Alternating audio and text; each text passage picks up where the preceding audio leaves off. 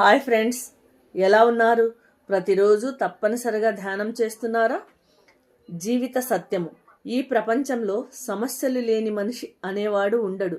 అలాగే పరిష్కారం లేని సమస్య కూడా ఉండదు.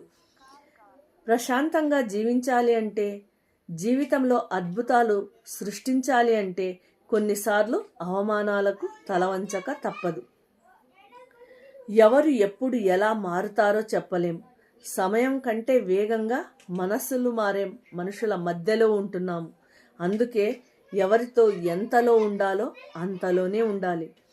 అందరూ మనవారు అని అనుకోవడమే మనము చేసే పెద్ద తప్పు. మనం ఏదైనా తింటే కడుపులోనే ఉండిపోదు కదా. కానీ మనం ఎవరినైనా ఏమైనా అంటే వారి మనసులో ఉండిపోతుంది.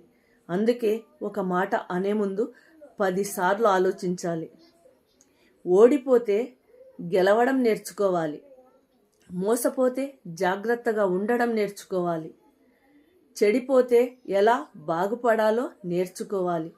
గెలుపును ఎలా పట్టుకోవాలో తెలిసిన వాడికంటే ఓటమిని ఎలా తట్టుకోవాలో తెలిసిన వాడే గొప్ప.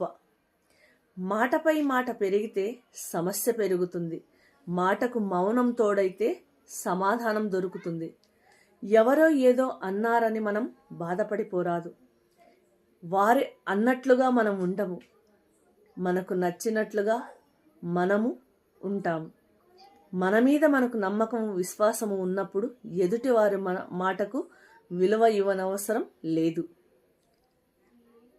జీవితంలో ప్రశాంతంగా జీవించాలంటే ప్రతిరోజు తప్పనిసరిగా ధ్యానం చేయాలి. ఏమంటారు? Thank you.